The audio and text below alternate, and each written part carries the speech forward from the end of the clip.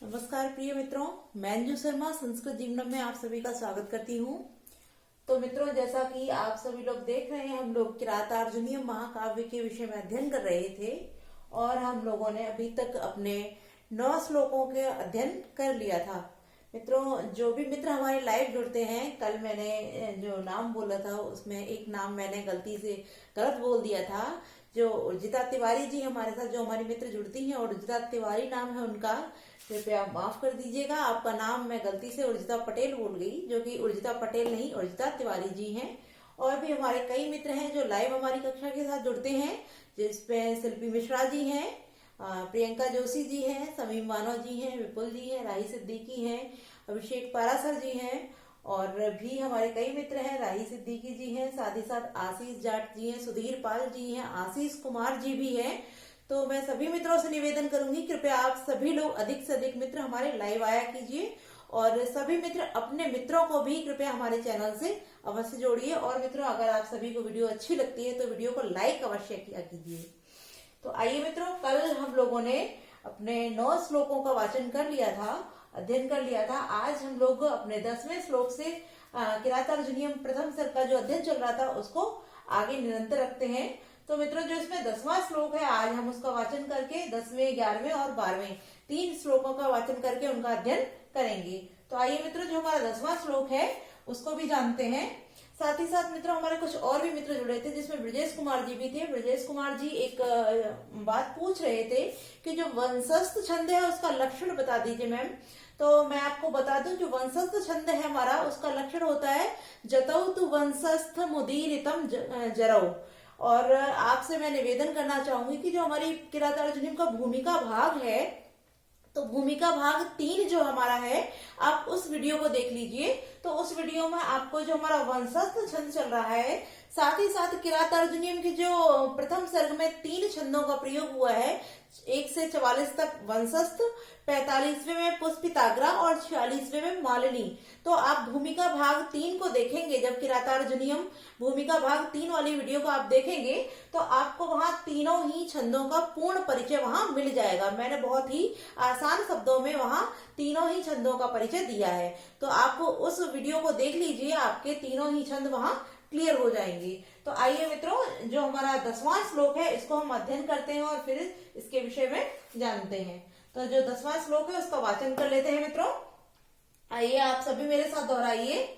सखी निव प्रीत युजोन जीविना समान माना सुहृदस्य बंधुवी ससंत दर्शयते गतस्मयः कृताधिपत्यामिव साधु बंधुताम। तो मित्रों, इस श्लोक में वलीचर बताता है, जैसा कि दुर्योधन और उसके कार्य, जो उसके क्रियाकलाप है, उसके प्रजाओं की वृत्ति को वो जानकर लौटा है, तो उसका वर्णन वो युधिष्ठिर से करता हुआ आगे अपनी बात को रखता है। तो वो कहता है मित्रों, वलीचर कहता है युधिष्ठिर से, गतस्मयः, गतः माने चला गया है, स्मयः अर्थात अहंकार, अहंकार जिसका जा चुका है, अर्थात अहंकार से जो रहित है। स माने वह दुर्योधन। अब मित्रों, अहंकार तो उसका नहीं है, लेकिन किंतु वो अपने आप को ऐसा दिखा रहा है कि जैसे वो अहंकार से रहित है। ऐसा दुर्योधन जो अपने आप को अहंकार से रहित दिखा रहा है, वो अहंकार से रहित दुर्योधन, स माने दुर्योधन, संततम, संततम अर्थात निरंतर, निरंतर क्या कर रहा है मित्रों, अनुजीविनः, जो अनुजीवी होते हैं, अनुजीवी अर्थात जो हमारे सेवक जन होते हैं, जो हमारे अनुचर होते हैं, अनुजीवी होते हैं, उनके प्रति प्रीत युजो, प्रेम से युक्त, प्रेम से युक्त, सखी निव, सखी भाव को अर्थात मित्र वाले भाव को प्रकट कर रहा है।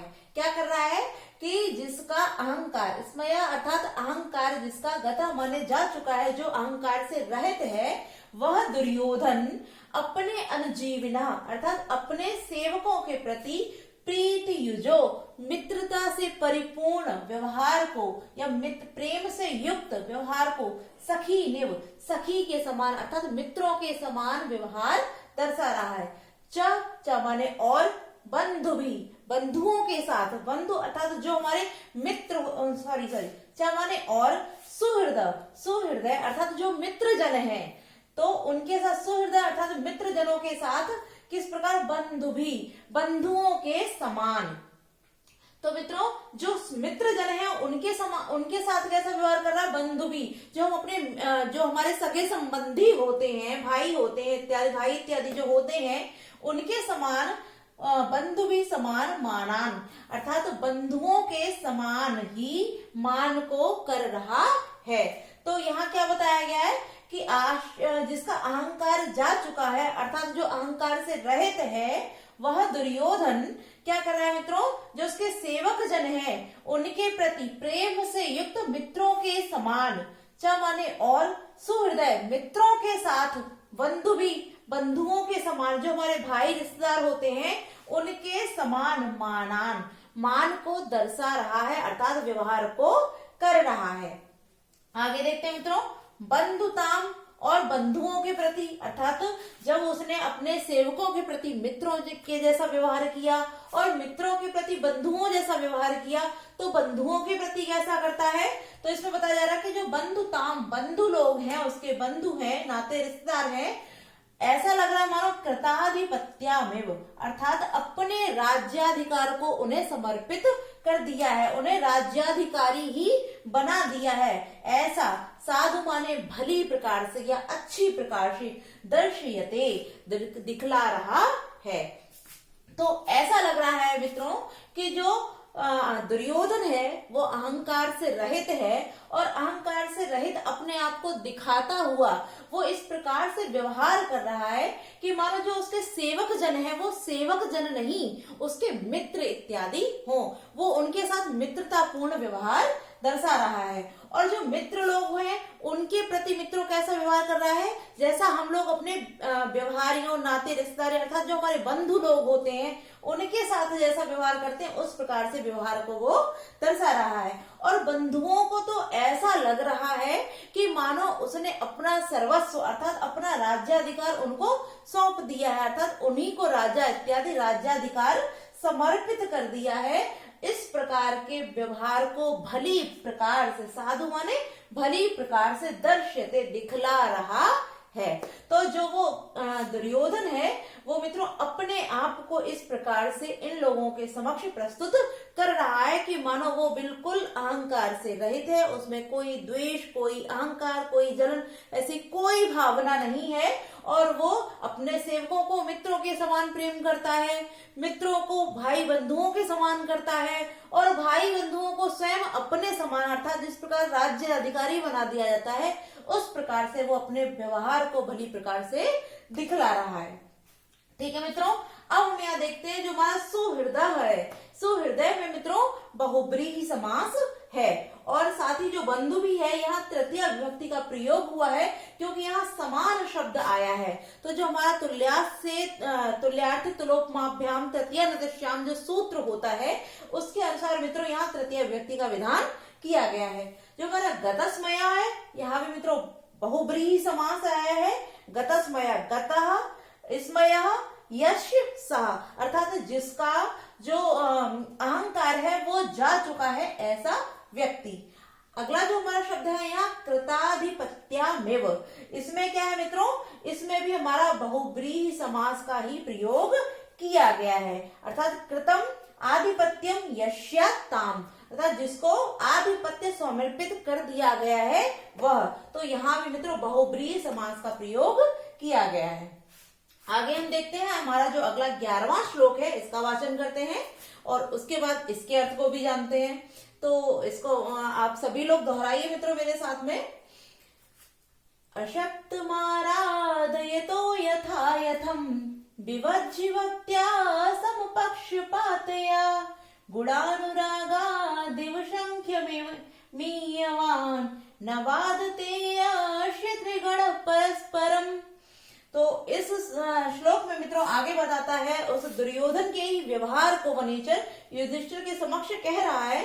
तो वो इसमें बताता है कि यथा यथम अर्थात उचित प्रकार से, भली भांति या उचित प्रकार से, विभज्य माने विभाजन करके, उचित प्रकार से विभाजन करके, समपक्षपातया, समपक्षपातया, सम माने समान, पक्षपात्या, समान पक्षपात करते हुए, अर्थात किसी भी एक के प्रति पक्षपात न करते हुए, सभी को समान समझते हुए, यानी समान पक्षपात करते हुए, भक्त्या, भक्ति के द्वारा या भक्ति से, असक्तम, असक्त अर्थात अनासक्त होते हुए, जिसमें कोई आसक्ति नहीं है, जो किसी भी द्वेष या ऐसी किसी भी भावना से लिप्त नहीं है, जिसके अंदर कोई भी व्यभिचार नहीं है, ऐसा अनासक्त होते हुए, आराधयतो, आराधना करते हुए, कौन? दुर्योधन, अस्य माने उसके, अर्थात यहाँ जितनी भी विशेषता बताई जा रही है उसके विषय में बताई जा रही है कि ये दुर्योधन है वो अपने आप को किस प्रकार से दर्शा रहा है। तो वो क्या कर रहा है मित्रों? यथा यथम, उचित प्रकार से, भली भांति से, विभज्य माने विभाजन करके, फिर क्या किया उसने?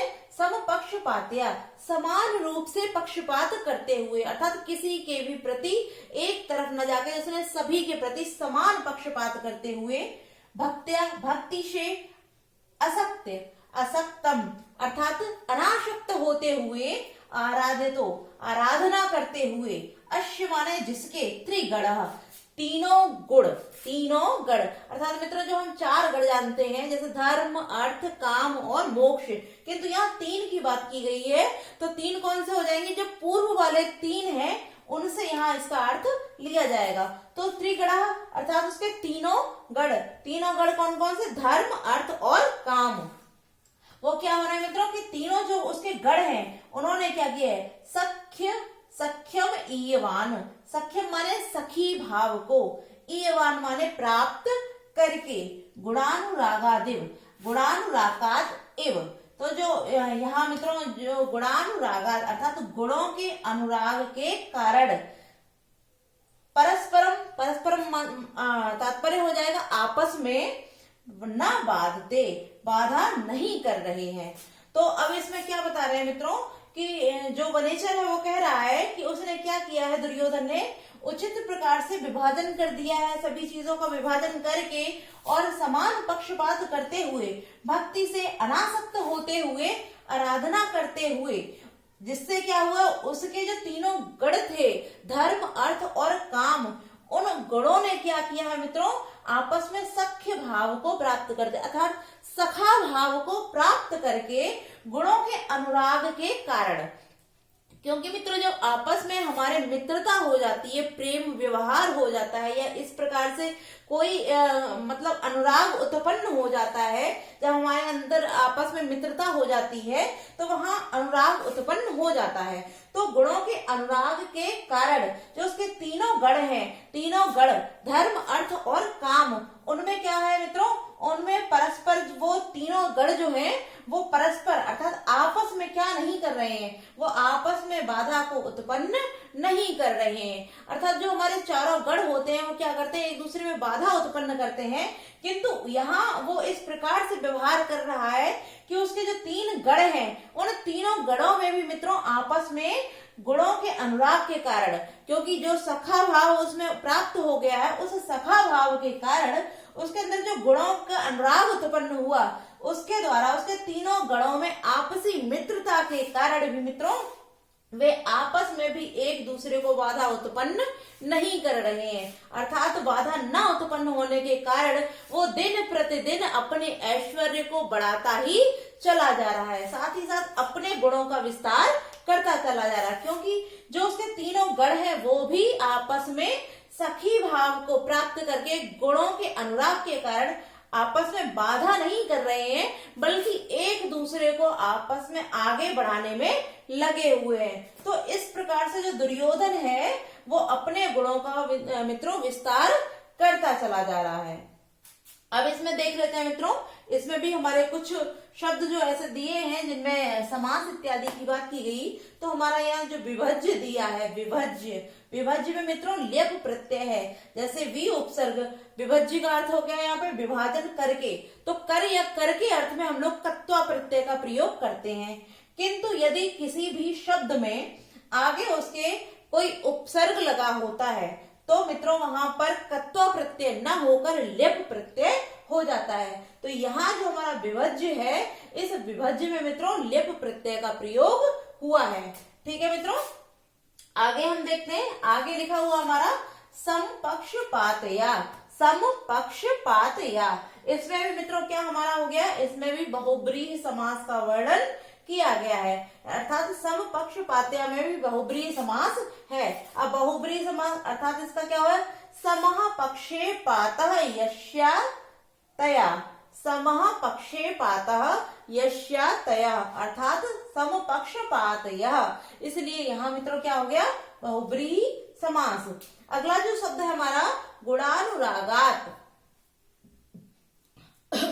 जो गुणानुरागात है इसमें मित्रों हमारे सप्तमी तत्पुरुष समास का विधान किया गया है।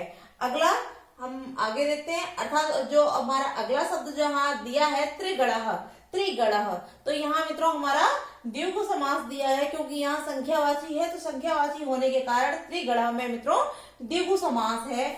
और जो हमारा बाधते अश्य लिखा हुआ है यहाँ पे, बाधते अश्य, तो बाधते अश्य में मित्रों पूर्व रूप संधि का विधान किया गया है। साथ ही साथ यहाँ हम देखते हैं गुणानुरागात, गुणानुरागात, तो गुण और अनुराग यहाँ दीर्घ स्वर संधि का विधान किया गया है।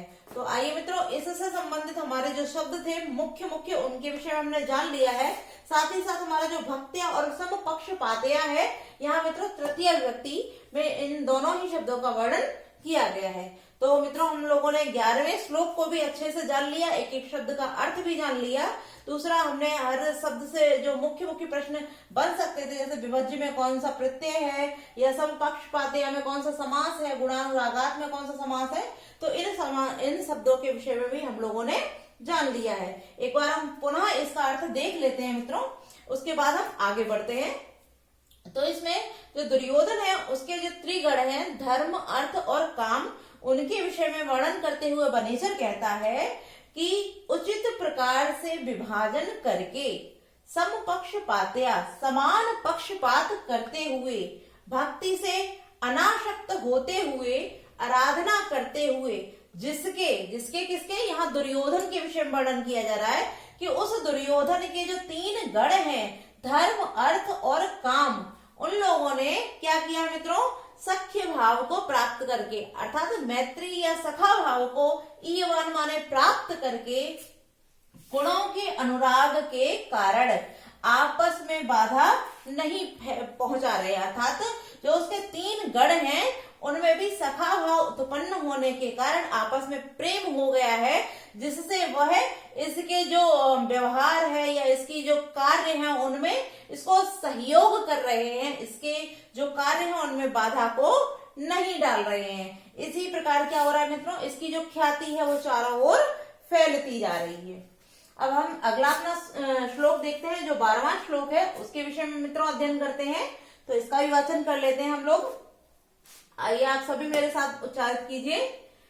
निरत्ययं सामनदान वर्जितम न भूरिदानम विरहे सत्क्रियां प्रवर्तते तस्य विशेषशालिनी गुणानुरोधेन विना न सत्क्रिया। तो इस श्लोक में मित्रों वाचन करते हैं, वाचन कर लिया हम लोगों ने, इसका अर्थ जानते हैं। तो यहाँ जो निरत्यम शब्द आया है, निरत्यम का तात्पर्य है, यहां से नहीं लेंगे मित्रों, यहां से इसका अर्थ लेंगे, तस्य माने उसका, निरत्यम निरंतर, उसका जो निरंतर, एक सेकंड मित्रों, निर्वाध रूप से, अर्थात तो बिना किसी रोक टोक के वो निरंतर किसी निर्वाध रूप से क्या कर रहा है, साम न दान वर्जितम। जैसे हम सभी लोग जानते हैं कि 4 प्रकार की नीतियां होती हैं, साम दाम दंड भेद, 4 जो नीतियां होती हैं, तो उनमें से यहाँ साम का वर्णन किया गया है मित्रों। तो यहाँ क्या बोला है, तस्य माने उस दुर्योधन का जो निरत्यम अर्थात निर्वाध रूप से, साम न, साम जो है साम का प्रयोग कर रहा है, जो साम दंड नीति हमारी बताई गई है, साम का प्रयोग कर रहा है, वो कैसा नहीं होता मित्रों, दान वर्जितम न, अर्थात दान से वर्जित, वर्जित माने होता है रहित, दान से रहित नहीं होता है। तो उस दुर्योधन का जो निर्वाध रूप से साम नीति का प्रयोग है वो किस प्रकार होता है मित्रों, दान से रहित न माने नहीं होता है। अर्थात जब वो साम का भी प्रयोग कर, साम नीति का भी प्रयोग करता है, तो वो दान से युक्त करता है, अर्थात किसी को समझाता है या किसी को दान साम नीति के प्रयोग को किसी के साथ प्रयोग करता है, तो वो उसको दान देते हुए करता है, अर्थात उसमें दान भी सम्मिलित रखता है। आगे क्या बोला जा रहा है, न भूरि दानम विरहत सत्क्रियाम। और भूरि माने अत्यधिक जो दान होता है उसको भी कैसे नहीं करा मित्रों, सत्क्रियाम विरहत से, अर्थात सत्क्रिया से रहित होकर, विरह माने रहित या छोड़ करके। तो जो अत्यधिक दान कार्य करता है वो भी मित्रों कैसे कर रहा है, सत्क्रिया को छोड़कर नहीं कर रहा है। तो यहाँ दो प्रकार की नीतियों का प्रयोग कर लिया उसने, साम और दाम, साम दाम। ठीक है मित्रों, तो जो अत्यधिक दान करता है वो भी सत्क्रिया को छोड़कर नहीं कर रहा है, अर्थात सत्क्रिया के साथ कर रहा है। अब क्या बोल रहे हैं आगे कि जो उसकी विशेष सालनी, विशेष रूप से जो सत्क्रिया, विशेष गुणों से युक्त जो सत्क्रिया की गई है वो भी किस प्रकार से मित्रों, गुणानुरोधेन, गुणों के अनुरोध के बिना न माने, नहीं प्रवर्तते माने की जाती, अर्थात जो वो सत्क्रिया करता है उसको भी कैसे करता है, गुणों के साथ करता है। ठीक है मित्रों, हम इसको एक बार सिंपल भाषा में जान लेते हैं कि जो दुर्योधन है वो अपने कार्य को, अपने राज्य को विस्तार करने के लिए वो यदि किसी के साथ साम नीति का प्रयोग करता है मित्रों, तो साम नीति का प्रयोग करते समय वो उसको दान भी देता है, अर्थात प्रलोभन भी देता है। और अत्यधिक जो दान करता है वो सत्कार के साथ करता है, और जो सत्कार होता है उसका वो कैसा, विशेष प्रकार, विशेष गुणों से युक्त जो उसका सत्कार होता है, सत्क्रिया होती है, वो भी मित्रों किस प्रकार से होती है, गुणों से युक्त होते हुए होती है, ना कि बिना गुणों के। अर्थात समझाता है या साम का प्रयोग करता है तो वो दान से रहित नहीं होता, उसके सहित होता, दान देते हुए करता है। और जो अत्यधिक दान दे रहा है वह सत्क्रिया को छोड़कर नहीं होती है, सत्क्रिया के साथ, विशेष सम्मान के साथ करता है। और जो उसका विशेष सालनी, विशेष गुणों से युक्त जो उसकी सत्क्रिया होती है मित्रों, वो भी गुणों के अनुरोध के बिना नहीं होती है, अर्थात विशेष सत्क्रिया जो होती है वो भी बहुत अधिक गुणों के साथ वो करता है। तो वो क्या कर रहा है मित्रों, वो अपने व्यवहार को इस प्रकार दिखा रहा है कि वह बहुत ही अच्छा राजा है। अब मित्रों इसके मुख्य मुख्य शब्दों को जान लेते हैं। तो यहाँ जो विरह है, यहाँ भी मित्रों हमारा लेप प्रत्यय का प्रयोग हुआ है। और जो नृत्यम है, यहाँ जैसा कि मित्रों हमारी पिछली टीजीटी की जो परीक्षा हुई थी उसमें भी विवाद बना रहा, यहाँ बहुब्रीहि और अव्ययभाव दोनों समास पाए जाते हैं। साथ ही साथ जो हमारा दान वर्जितम है, दान वर्जितम यहाँ तृतीय तत्पुरुष समास है। और जो हमारा गुणानुरोधन है यहाँ मित्रों षष्ठी तत्पुरुष समास है। तो आज हम लोगों ने 3 श्लोकों के विषय में जाना। तो आज के लिए इतना ही मित्रों, नमो नमः।